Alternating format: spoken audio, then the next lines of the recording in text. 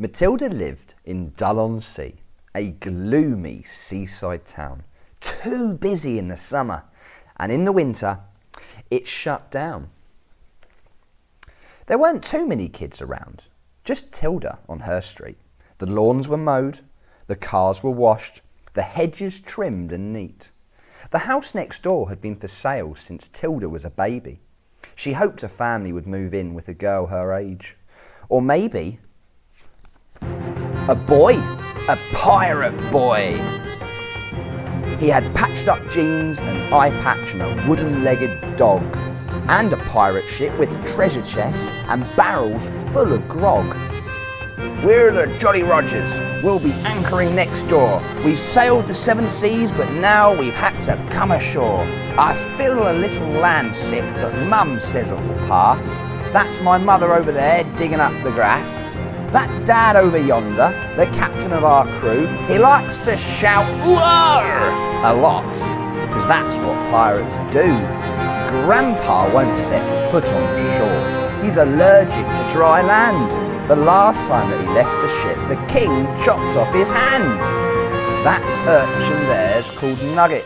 She's a rascal, as you'd see. She ain't learned to fire a cannon yet, but then, she's only 3. Next morning, Tilda blurted, "Life's not boring anymore. Isn't it fantastic that those pirates moved in next door?" But Mum and Dad were not impressed. "The neighbourhood will sneer, the way they dress, the way they speak. They won't fit in round here. Their lad is always playing with the most alarming toys. We'd rather you were friends with normal girls and boys." But that very day, young Jim Lad came to Matilda's school. Though no one else would sit by him, Matilda said, "You're cool." "You ain't so bad yourself, my lass. For a landlubber, that's rare. I'm a scurvy sea dog, but you'll be all right sitting there." The teacher said Jim should wear shoes, and his uniform was wrong. She wrote a note, but Jim replied, "I won't be staying long. We're only here a little while, so Dad can fix our ship. We ain't cut out for life on land. This stay'll be just a blip. We are the Jolly Rogers and we need to be at sea. School's just grand, but understand, it's a pirate's life for me." After school, a neighbour came round for cake and tea. Her name was Mrs. Bumble from number 33. Miss Pinky called the council to see what they could do. She didn't live through 2 world wars to have pirates spoil her view. Isn't it disgraceful on such a lovely street? You'd think that they would try to keep their gardens looking neat. "They have to go," said Miss Devine, who lived at number 89. Their teeth are black, their nails are too. Oh, this dirtiness just will not do. They never wash, their kids have lice. Oh, they really don't smell very nice. They wear old clothes and scruffy hats, and I'm told their ships are full of, rats."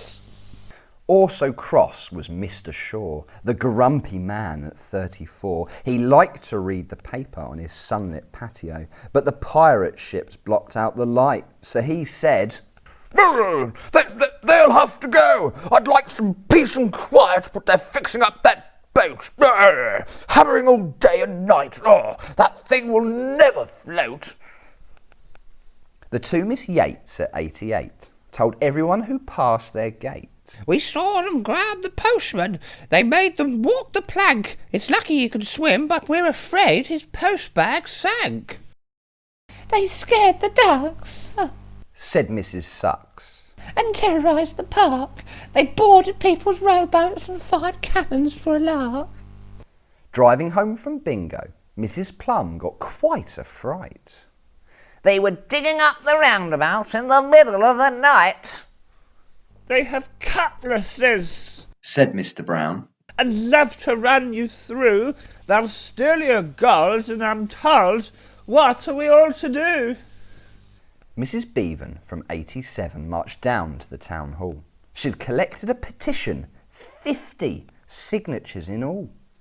They're digging holes and fighting fights. The beginning of the end. I've lived here for years and years, and so have all my friends. Before you know it, there'll be more. We'll all have pirates lodged next door. The Jolly Rogers cannot stay. You must make them go away. That night, there was a tapping at Matilda's window pane. Outside was Jim. He whispered, I've got something to explain. Whenever we stop somewhere new, the neighbours are unkind. To show them pirates aren't so bad, we leave them some things behind. Now the black hole's ship-shape, it's time we sailed away, and I'll be sad to leave, as I have so enjoyed our stay. But we pirates need adventure to see lands across the ocean. We need cutlasses and treasure maps and lots of suntanned lotion. Though our visit here just has to end, I hope that you'll still be my friend.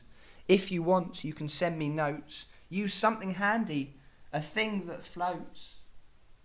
Matilda woke next morning, puzzled by what Jim had said.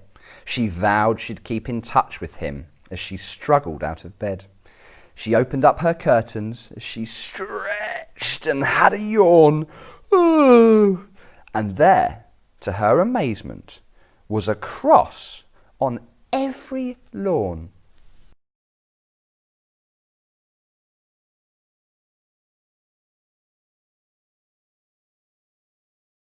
Oh, what a shame they left.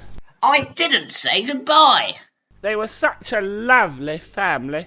I think I'm going to cry. I'm such a pirate fan, you know. They wore such pretty hats. I rather like their singing. And I'll miss those fluffy rats. After that, the town went on land-lubbing happily. But Tilda now goes fishing on the jetty by the sea. She's waiting for a message to wash up on the shore from her very special pirate friend, the one who lived next door.